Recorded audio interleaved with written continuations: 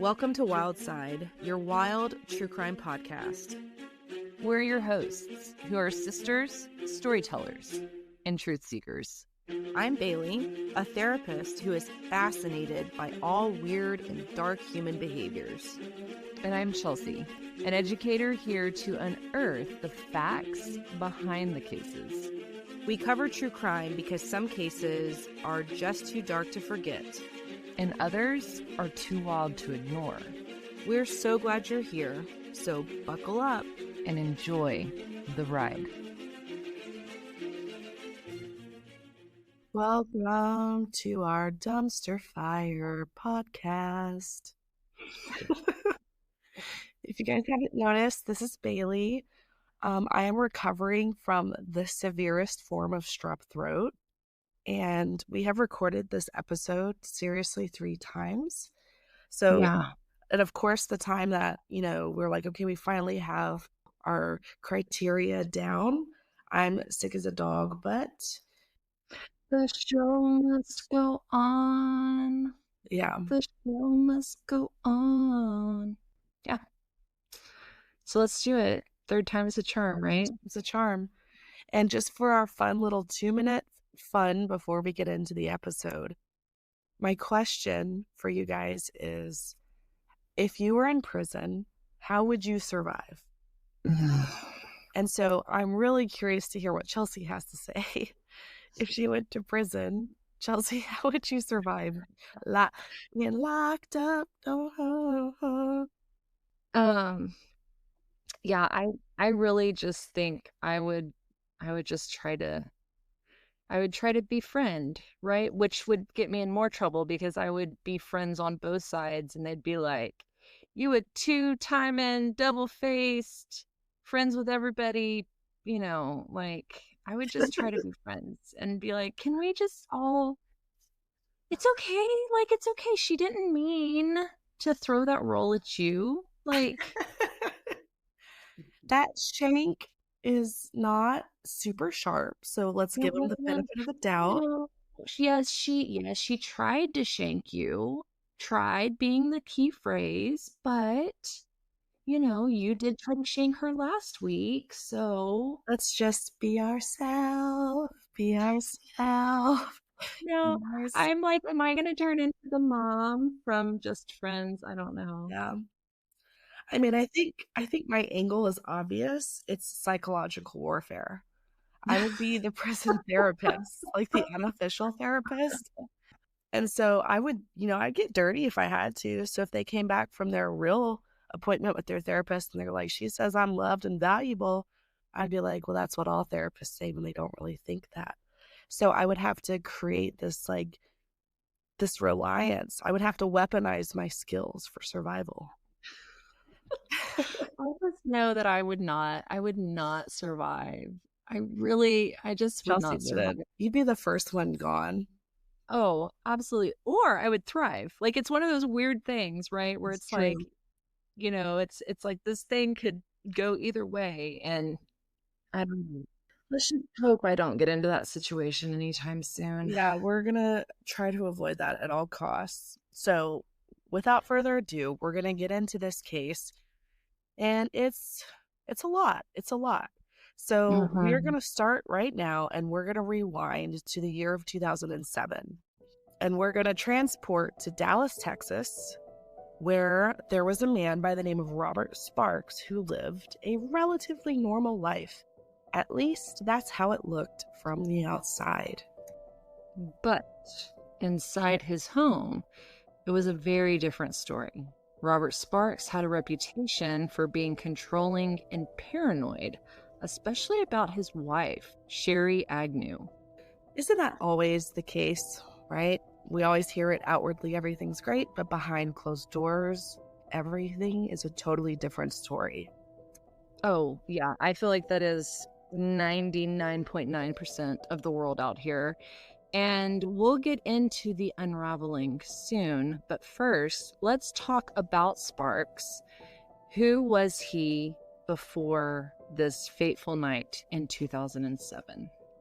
Not much is published about Robert Sparks prior to 2007, other than him dropping out of school in the 8th grade.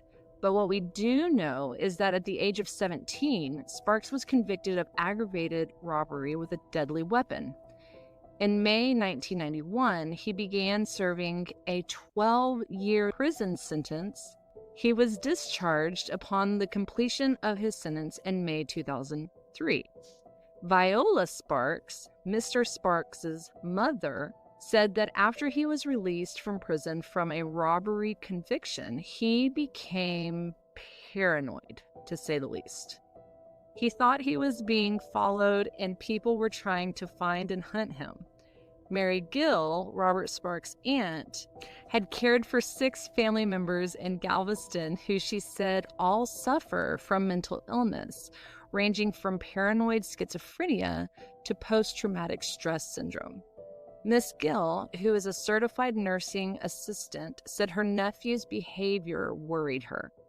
To give a glimpse into the insanity and paranoia, Sparks once nailed the attic door shut at his mother's house and later nailed the windows shut at the home he shared with wife Sherry. To make matters worse, Robert Sparks told his mother that he believed that his wife Sherry had poisoned him. He also said his mother was poisoning him too. Viola thought he had to be crazy for thinking that because, according to her, her son should know better than to think his own mother was poisoning him. According to his stepdaughters, LaKenya and Garysha, both girls said Sparks acted paranoid and worried that someone was trying to, quote, get him. But neither of them said that they thought he was crazy.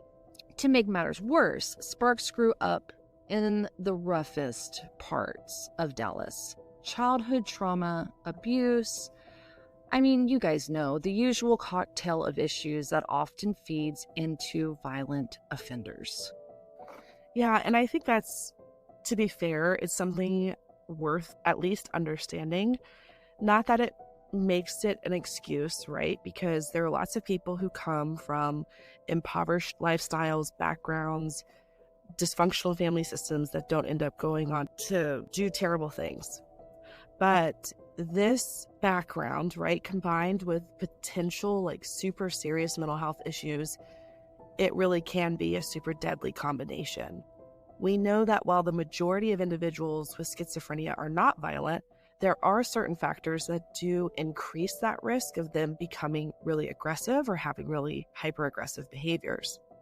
Acute psychotic episodes, particularly those involving paranoid delusions or hallucinations. Delusions are beliefs that you have. Hallucinations can be visual or audible. They can contribute to these behaviors. But regardless, it is crucial to recognize that other things like substance abuse or other social determinants can usually play a pretty critical role in these types of instances. Yeah. Bailey, I was asked actually just the other day, is it true that paranoid schizophrenia a lot of times does lay dormant and then all of a sudden it seems like it comes out of nowhere, like relatively normal upbringing or childhood, and then once they get to that 18 to 25 range, they start expressing symptoms?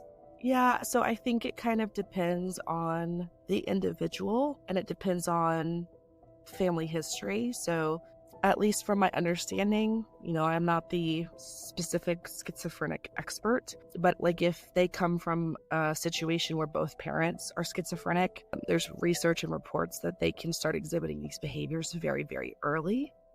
And then maybe individuals who come from families that maybe have a history of schizophrenia or the genetic propensity for it, they might not exhibit really any signs until they're in their early to mid 20s, typically.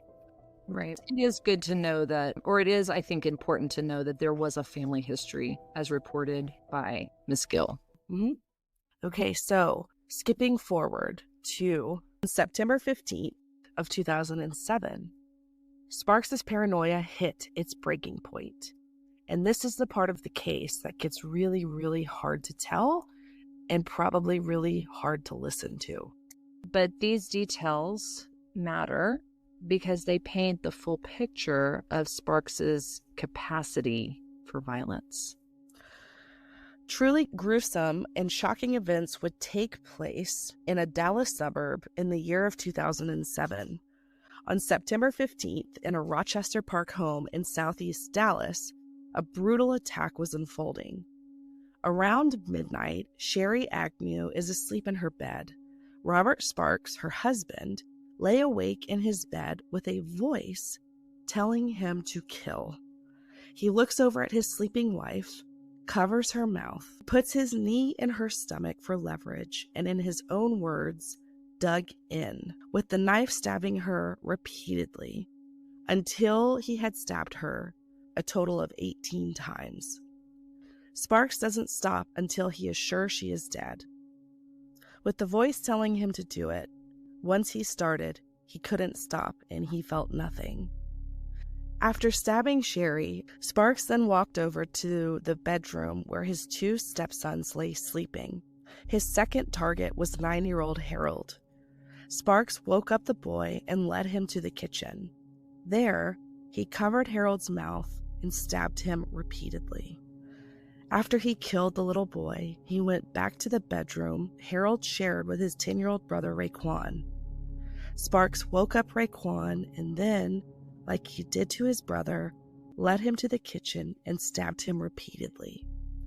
All in all, both Harold and Raekwon were stabbed 45 times each. Sparks then dragged each of the boys' bodies into the living room and then threw a comforter over them.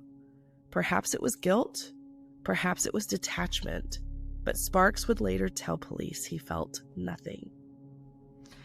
The night should have ended there, but unfortunately, like all of you guys know, in these cases, it doesn't.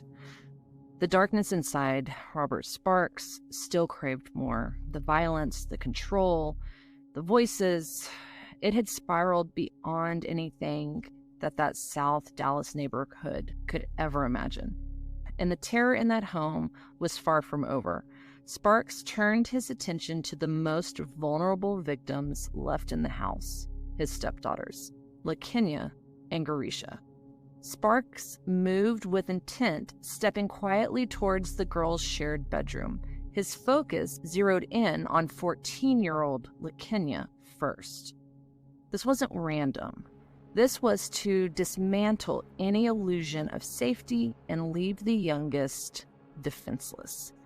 LaKenya didn't hear him until the cold barrel of a gun was pressed to her face. Sparks rips her from the bed, his hands quick and methodical as he bound her in sheets. Then Sparks leaned in so close she could feel his breath and whispered, "I just killed your mother and brothers." The psychological manipulation that is happening to this poor little girl is gutting, but the psychological warfare is just setting in. Sparks leads LaKenya from the bedroom to the living room, forcing her to see the mutilated bodies of Harold and Raekwon.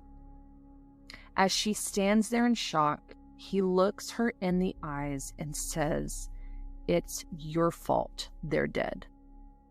Then, as if nothing had happened, he calmly walks back to the girl's room to wake up 12-year-old Garysha, the last remaining family member in the house. Calmly, he ties her with electrical cords and gags her with a washcloth, ensuring she can't make a sound. What Sparks has already done was unfathomable, but he wasn't finished. What came next wasn't just violence, it was a calculated effort to shatter them completely, leaving scars that would last long after that night was over. Now that the girl's mother and older brothers are dead, Sparks turns his attention again to LaKenya and delivers a chilling demand. To save her younger sister's life, he told her, she would have to have sex with him. LaKenya, frozen with fear and desperate to protect her little sister, has no possible choice but to agree. knowing that her sister's life now depends on her compliance. So he leads LaKenya to the living room couch, just feet away from the bodies of her deceased brothers, where she is violently raped. When Sparks is finished, he turns his focus to Garysha. Without hesitation, he brought the youngest girl to the same couch and raped her as well, forcing LaKenya to watch, powerless to intervene. Once his depraved acts were complete, Sparks then does something really bizarre.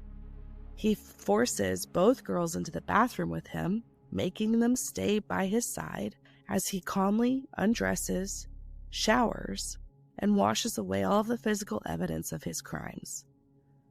After his brutal rampage, Robert Sparks does something almost unfathomable. He apologizes. He tells LaKenya and Garysha he's sorry for raping them and killing their mother and brothers.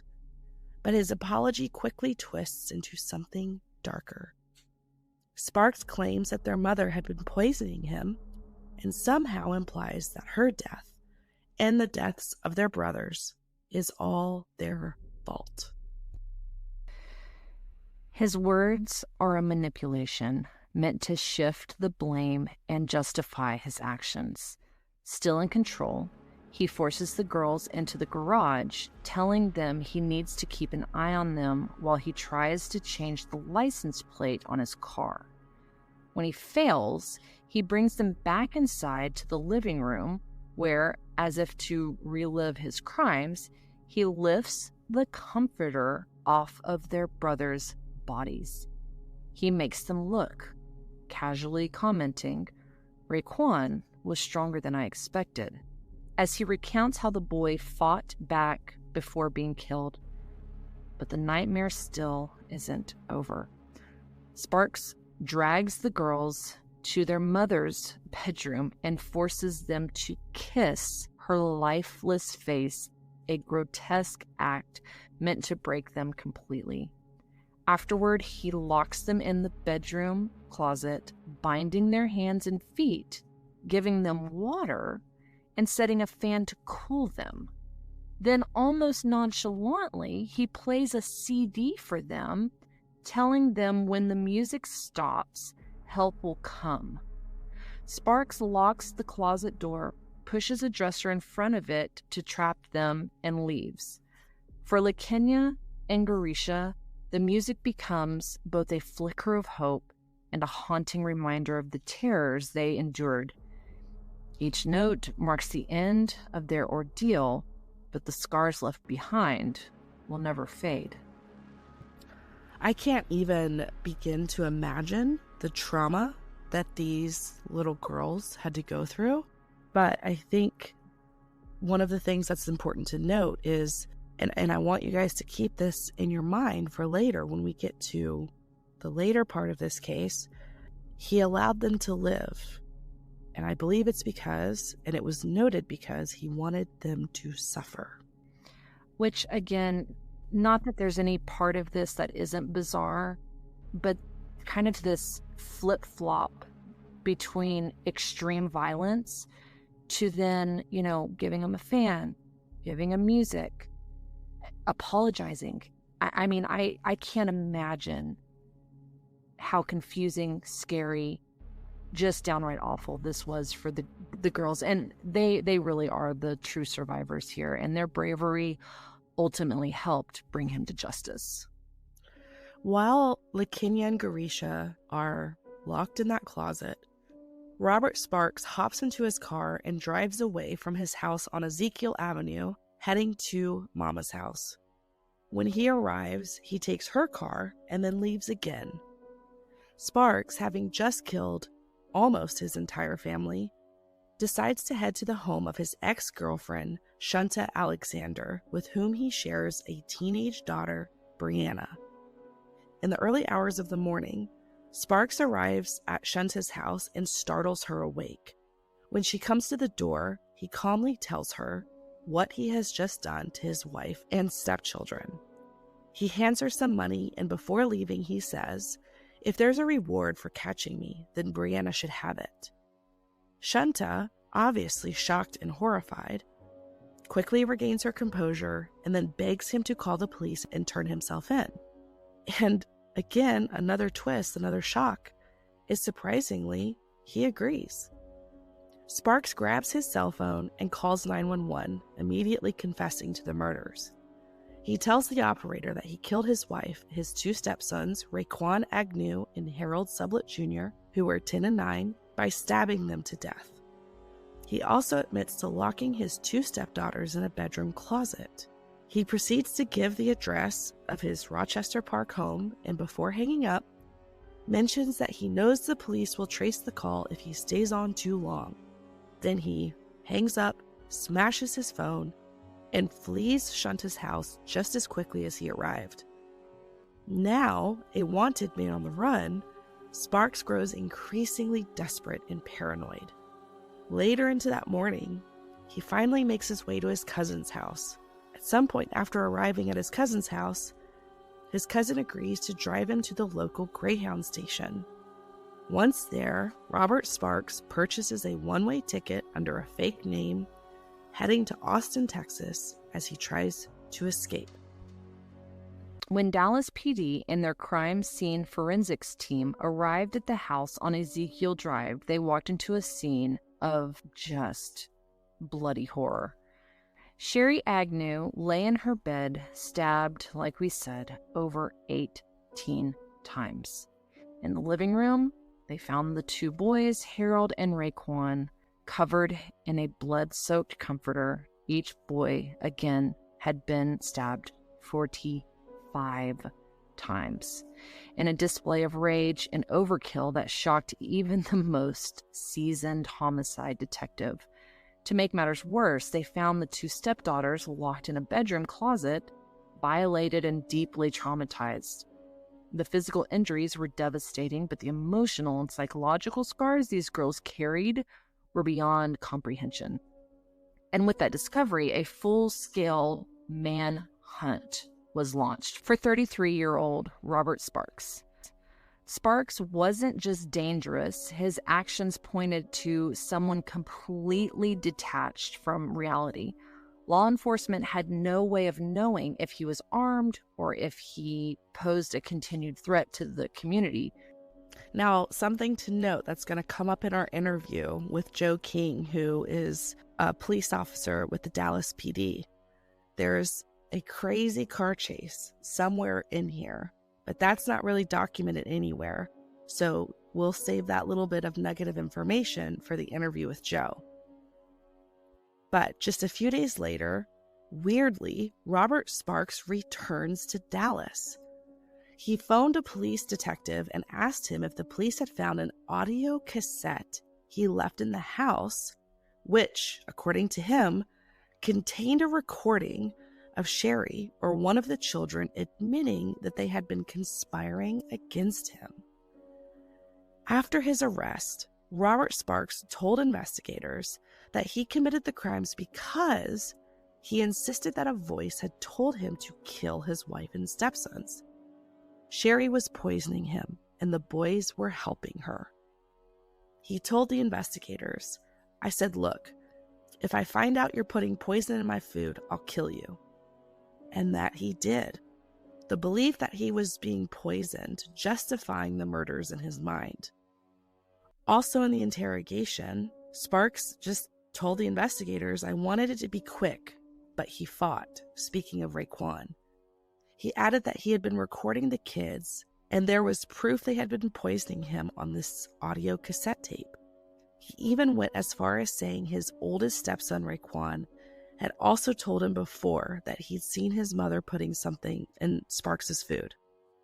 He also claimed that LaKenya and Garysha should be questioned with a polygraph about whether Chare had been poisoning him, basically saying, "There is proof if you guys polygraph them, they'll have to admit that they were poisoning me." In another kind of bizarre twist, Sparks also requested testing for the presence of poison in his body and voluntarily provided blood and other tissue samples to be tested. He wanted them to prove that he had been poisoned. Investigators sent the samples that Sparks provided to a lab, But unfortunately, this lab was unable to test for the evidence of poisoning. They contacted other labs around the country, but alas, they were unable to find one that could perform the required testing. Sparks again asked detectives if they had found an audio cassette tape he claimed to have left in the house. Sparks insisted that the tape was proof that his wife and children had been conspiring to poison him, a claim that he either believed or believed would justify his actions. And wouldn't you know it, detectives were able to recover this audio cassette Sparks left behind. It contained segments of conversations that he had with Sherry and or one or more of the children, apparently without their knowledge. The conversations, honestly, were just a compilation of nonsensical conversations and arguments that he had with Sherry. Things like demanding that Sherry pay for damages to his car, right? Just really bizarre stuff. In the final two segments, Sparks announced to his wife and stepchildren that he had been recording them and that the tape would be evidence for what, quote, y'all had been doing. He said that by the time the police found the tape, he would have killed Sherry's sister, Nicole, and her boyfriend. He said that if he died, the police should analyze the contents of his stomach, thereby proving that, quote, they had been, quote, putting shit in his food. The tape did not include any statements by Sherry or the children indicating that they were conspiring against him. And it may seem somewhat arguable that this would be a key time retrospectively for loved ones to be like, hey, right, this guy is acting out, some of these kind of crazy delusions or paranoia. But, we can never really speak to the full extent of what happened behind closed doors. We just don't know. Right. And also you have to think that this could have happened a million times in the past. And it was always just that, right? It always fizzled out. It kind of, it's like that one family member who you're just like, oh, Aunt Sue, she always says crazy stuff.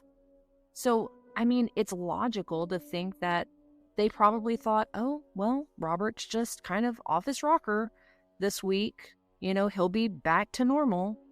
Give him a little bit of time. Yeah, that's fair. And by 2008, Sparks was on trial. His defense, they argued mental illness and emotional instability. But would the jury buy it? How could they? The details were too overwhelming, in my opinion, and the prosecutors painted a picture of calculated rage, not insanity. Well, we're about to break that down. 2008 brought one of the most emotionally charged trials in the history of Dallas County.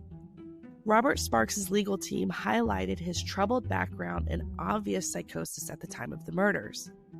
Clinical psychologist Michael Chaffetz testified for the defense and testified that Robert Sparks did in fact suffer from the psychotic disorder of paranoid delusion and antisocial personality disorder. With this, Sparks' defense team argued that Sparks believed his family was poisoning him, even threatening to kill his wife Sherry if his suspicions were confirmed. This, they claimed, showed that he was in the absolute throes of psychosis when he committed the murders. Robert Sparks' mother, aunt, and sister all testified about a family history of mental illness, and that they had been concerned that Sparks needed medical help for quite some time. Sparks' attorneys also brought in a psychologist to testify that he had met the criteria for intellectual disability, citing his IQ of 75. But the prosecution showed a very different angle. They emphasized the calculated and brutal nature of Robert Sparks' crimes. Sparks had methodically killed each family member one by one, stabbing his wife and stepsons with such ferocity that it left no room for doubt about his intent. They also refuted the claim of intellectual disability, pointing out that even Robert Sparks' own expert testified that Sparks did not meet the criteria. As you can imagine, emotions ran high throughout the trial. The victims' families were forced to relive the details of the night, and Harold's father disrupted the proceedings multiple times, once even charging at Sparks when the gruesome details of his son's death were shared. Tensions boiled over when a large blade was found in the gallery, temporarily halting court proceedings. Arguably, the most pivotal moment in the trial came from the testimony of Sparks' stepdaughters. Their accounts of the horrific assaults they endured provided key evidence, forcing jurors to confront the full scope of Sparks' depravity. Sparks himself added to the chaos when, on the final day of the guilt phase, he attempted to take his own life, delaying closing arguments.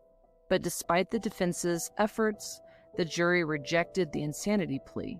They focused instead on the premeditated and calculated nature of the crimes, convicting Sparks of capital murder. Under Texas law, for a jury to sentence someone to death, they must determine that the defendant poses a continuing threat to society. In Sparks' case, that's exactly what they decided.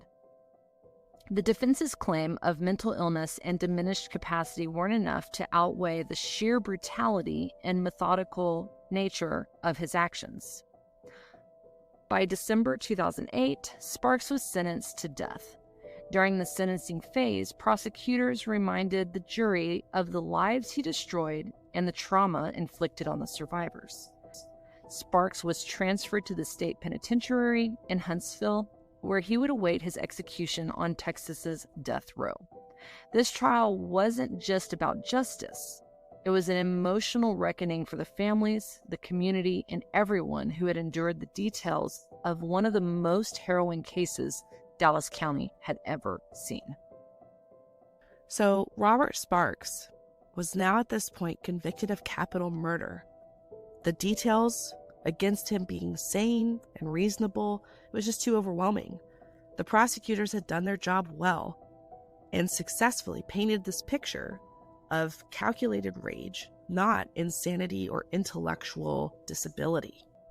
Yet, what is somewhat surprising is that the appeals kept coming. But could anything change? Could Sparks' fate be overturned?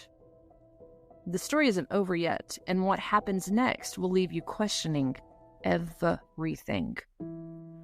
Throughout his time on death row, Robert Sparks' legal team worked tirelessly to appeal his sentence, raising questions about the fairness of his trial and, keynote, his mental competency.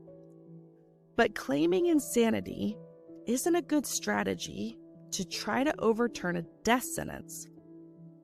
You see, by law, defendants have to be not merely mentally ill, but totally uncomprehending of what is happening to them. Therefore, Sparks' lawyers, and what could be his final appeal before the U.S. Supreme Court, focused their efforts elsewhere. And that was to the flawed testimony of expert witness A.P. Marilat and inappropriate conduct of bailiff Bobby Moorhead. Now, this A.P. Marilat was once a star witness in Texas capital murder trials. He was the go-to expert for predicting a defendant's future danger, something that was essential for securing death sentences. His testimony helped send at least 15 men to death row, including Robert Sparks. But in 2012, cracks started to appear. The Texas Court of Criminal Appeals found that A.P. Marilat had misled juries in 2 cases where he claimed defendants would roam in the general population free to harm others. But that wasn't the reality. These 2 defendants' crimes ensured that they would actually be kept in segregation. So the Texas Court of Criminal Appeals overturned their death sentences, reducing them to life without parole. A.P. Marilat's career as an expert witness really started to unravel. And this plays into Robert Sparks' trial. At Sparks' trial, Marilat had repeated the same claim, that Robert Sparks would enter general population. On cross-examination, Marilat hesitantly admitted that Sparks might actually be segregated, which was totally contradictory to what he was testifying. But then, by the end of the cross-examination, he returned to his original story, insisting that Sparks would be a danger to others. So, later, when Sparks and his team appealed, the Texas Court of Criminal Appeals and the 5th U.S. Circuit Court ruled that Marilat's brief concession corrected the record. But Sparks' defense argues that Marilat's testimony, taken as a whole, actually misled the jury, which, this is the key here for the appeal, violated Robert Sparks' right to due process. The other major appeal raised by Sparks' legal team focused on the conduct of bailiff Bobby Moorhead. During Sparks' trial, Moorhead wore a black tie emblazoned with a white, wait for it, needle, a clear symbol of support for the death penalty in capital murder cases. Sparks' attorney argued that Moorhead's visible display of bias undermined Sparks' right to an impartial jury. They claimed that Moorhead sat directly behind Sparks during the trial, just 10 yards from the jury, and portions of the jury box had an unobstructed view of the tie. While defense counsel and even members of the media noticed the tie, the court rejected the appeal, ruling there was no evidence that jurors had seen it or that it influenced their verdict. This appeal is a real head-scratcher. Yeah, I mean, this appeal created a lot of chaos during the appeal process, and there was a lot of people on both sides of this fence that argue both things. Arguably, it was very poor taste for the bailiff to wear something that showed his opinion one way or the other. It's poor taste. I think it's putting it lightly, right? But at the same time, I mean, it might fall under the First Amendment right of freedom of speech, right? He can freely wear what he wants to wear. I don't know. I'm not a lawyer, but any way you slice it, it's sticky, right? I can see both sides of this. And despite all of that, the court still rejected the appeal, saying there was no evidence that any jurors actually saw the tie or that it influenced their verdict, which again, I don't know. How does one know if it influenced the jury or not? I always find those pieces to these cases interesting, where a judge gets to make a decision on what they believe would or would not have influenced a jury, because we just don't know. But it's essentially arguing that what we need is a time machine, and that's not possible. So then a judge has to come in and say, I don't think that the jury saw it that far away. He was sitting behind him. They weren't focusing on that. Don't think it would sway their opinion. There we go. And so Sparks, now that this verdict was overturned, he was left with one more legal battle, but his team wasn't ready to just give up. Not yet. In yet another appeal, Sparks' attorneys also highlighted his documented struggles with mental health. They argued that he had severe mental health issues, which arguably he did, and that his IQ of 75 should disqualify him from execution. Now, just as a side note, an IQ of 75 falls in the borderline intellectual functioning range, which is between 70 and 85 on standard IQ scales.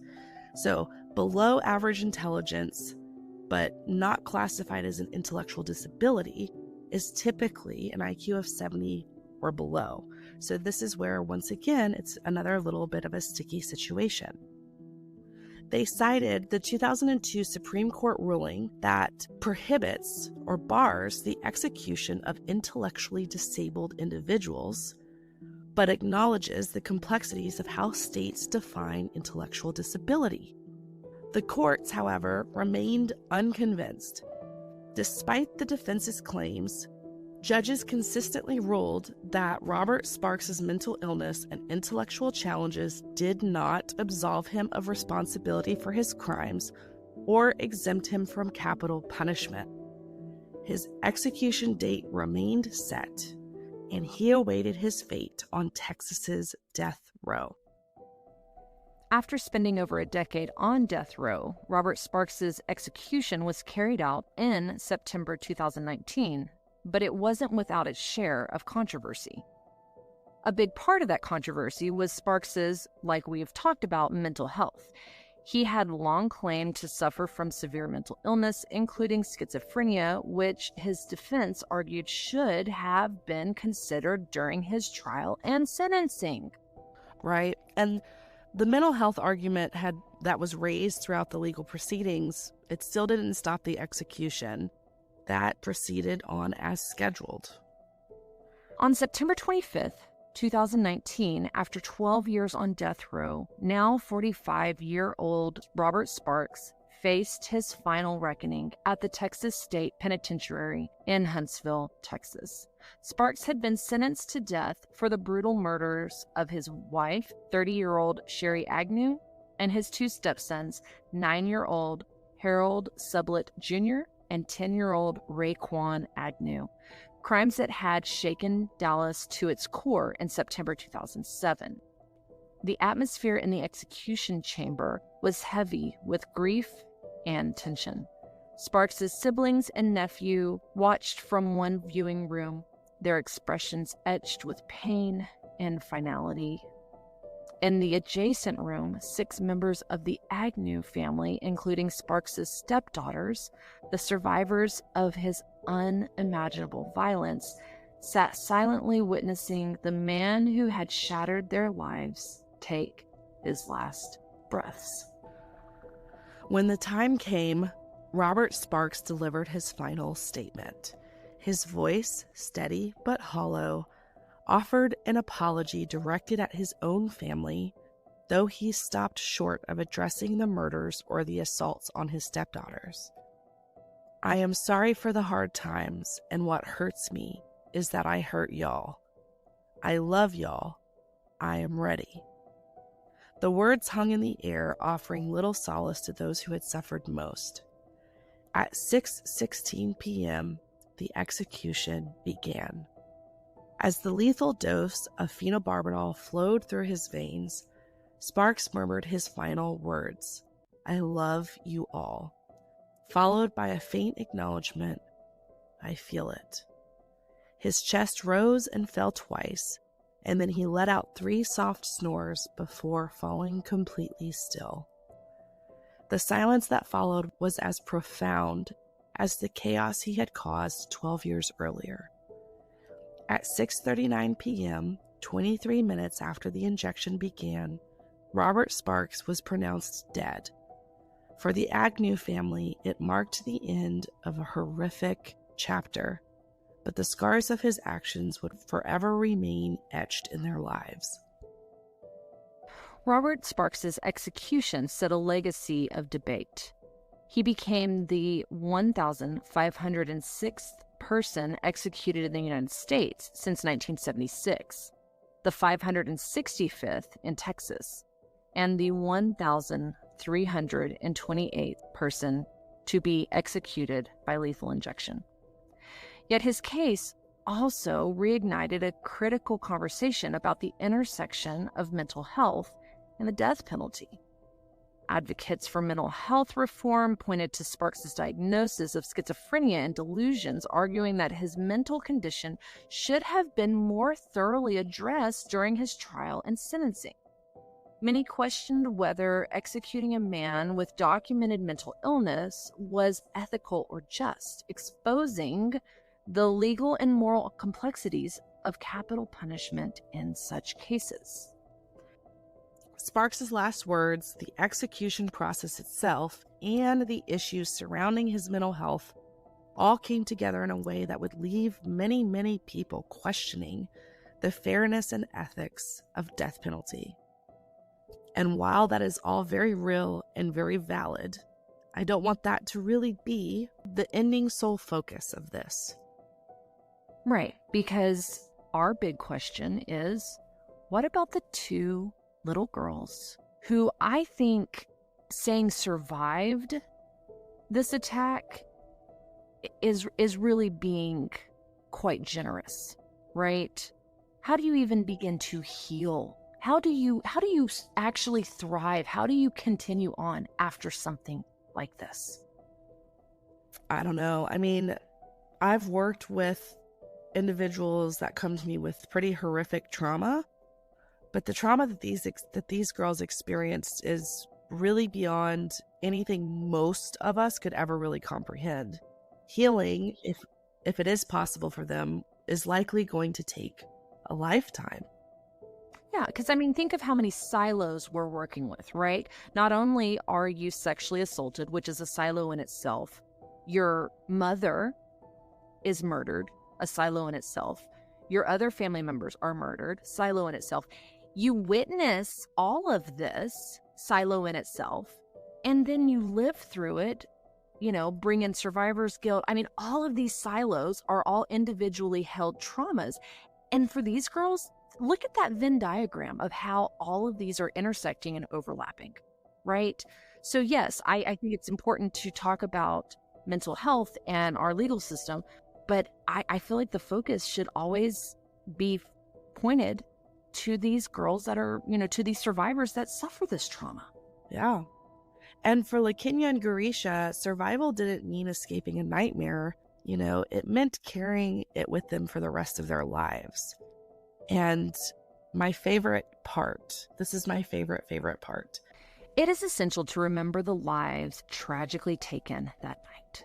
Chare Agnew, just 30 years old. Harold Sublett Jr., only 9. And Raekwon Agnew, only 10 years old.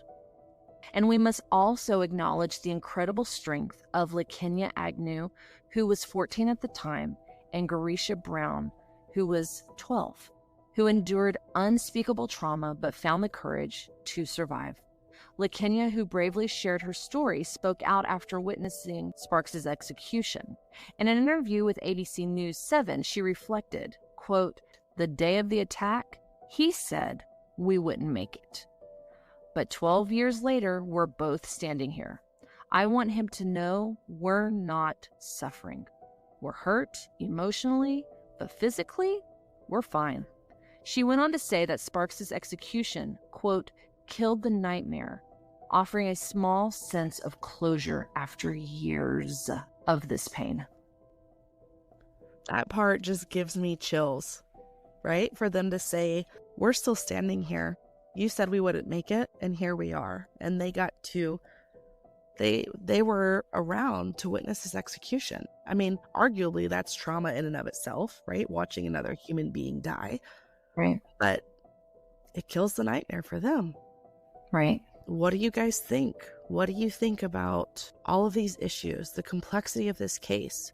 Do you think that there was too much mental health to overlook? Do you think that there was too much mental incapabilities? Or do you think that it was just cold and calculated and it was first-degree murder and he deserved capital punishment? Let us know. Let us know what you guys think, because that is the case of the really, really, really awful crime of Robert Sparks. Yeah, I think you guys are really going to be interested to hear what Joe has to say during his interview, because again, it gives a firsthand look into this case. Joe worked that case back in 2007. And, before you make a final conclusion in your mind, before you have a final decision, maybe get one more perspective to round it out. Yeah, you can never have too many perspectives, right? And in true Chelsea and Bailey fashion, whenever we close an episode, we close a case, I'm a natural verbal processor, right? I always want to talk about what we just walked through. And, obviously we've talked about just the immense trauma that lots of people are involved in. And not to mention, Chelsea, the trauma that first responders, right? Like forensic technicians and crime scene analysts and all these people walking in to see the horrors of, especially in this house that night in September back in 2007. It's crazy. I can't imagine. It is. And I, me being Mrs. Brightside that I tend to be, I'm thankful for cases like this. I'm thankful for debates around mental health. One thing that I've been looking into and something that's starting to emerge in our school systems is in the field of mental health is there are now apps, right? Like there are apps, there's technology that you can check in every day. There are programs where you can check in, you can do assessments, and we're not talking any sort of like, in-depth diagnosis, just to check in. How are you feeling? What is your mood? And then from that, this technology that can then kind of give you one of those like, hey, let's think about the positives in your life. Hey, let's take a deep breath. There's stuff that's we're starting to bring focus and awareness to mental health. Because again, we didn't really touch on that a whole bunch. What about the school systems? Why are these kids being able to drop out in 8th grade, right? You know what I mean? Like there's so many angles to this case that it is kind of like what came first, the chicken or the egg, right? And I think really you could spiral into, is it childhood trauma? Is it socioeconomic background? Is it, again, a failing school system? Is it a failing justice system? Or is it just bad choices? Yeah. I don't know. Well, I think that's going to be the argument, right? That's the dichotomy that exists, I think, with true crime, is you have the people who are, it doesn't matter, your actions are your actions, and it doesn't matter what your mental state you were in at the time, financial strain, like any extenuating circumstances. And then you have people who say, well, everybody's capable of doing this with the right set of circumstances, right? So I think there's always going to be a little bit of that dichotomy. But one of the things that I wanted to just quickly touch base on is when it comes to like trauma and the complexity of trauma and all of that, a key thing to remember, if you know a survivor, if you are a survivor, a lot of us, Chelsea and me being guilty of it as well, but we talk about resilience, but there's a dark side of that too, right? A lot of times survivors can really feel this pressure to be strong and inspirational in the face of perseverance. But what if they're just trying to survive, right? Who says that every survivor has to transform into this beautiful butterfly and take the beautiful things that the horrific things gave them?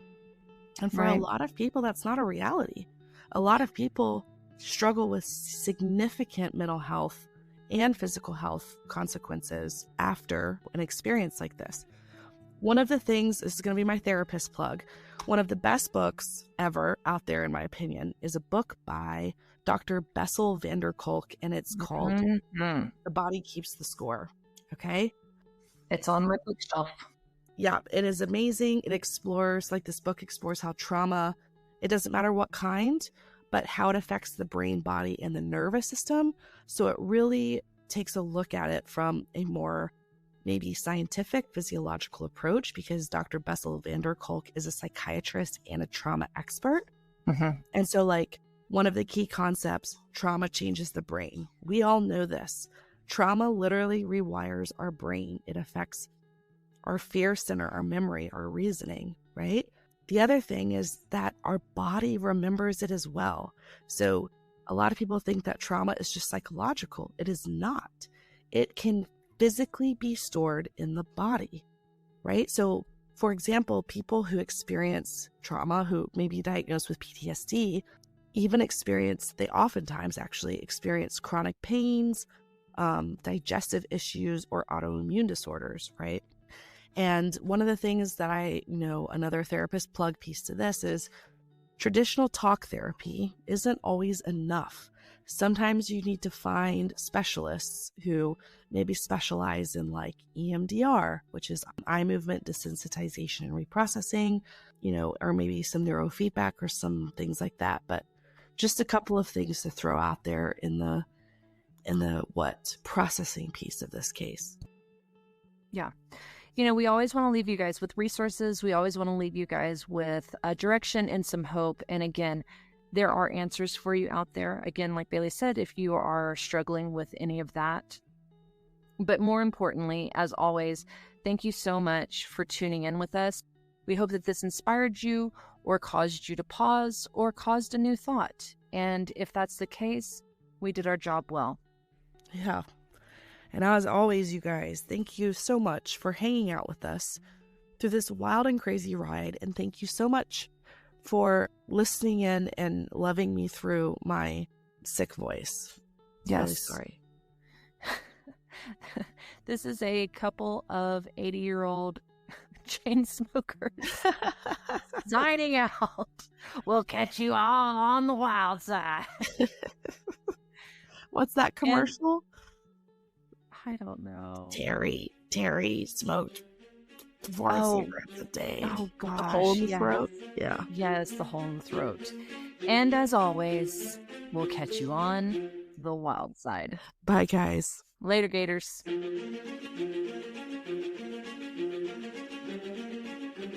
Hey, Wildside Tribe, don't forget to follow us on Instagram and Facebook at Wildside Podcast. Make sure to tune in on Wildside Wednesdays. New episodes will drop each Wednesday at 6 a.m. Eastern Standard Time.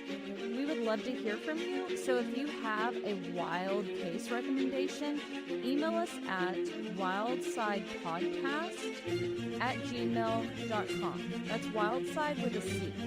Or share your thoughts in the comments below.